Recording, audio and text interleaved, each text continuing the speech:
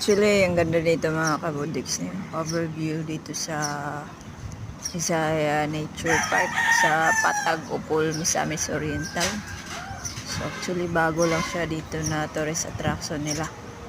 So overview talaga sa mga mountains, sa bundok at sa baba.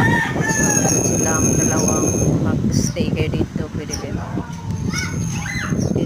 mag-order ng food or something. Meron din silang pool pero sa ngayon wala.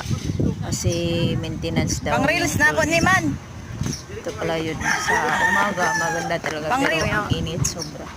At oras Laban, dito is nagtagod. pwedeng pumunta is 10 a.m. to 10 p.m. sila pwede dito mga kabudiks. So, huwag na kayong hintay pa, punta na kayo at yung entrance sila ay 30 pesos lang. Siyahan kayo dito.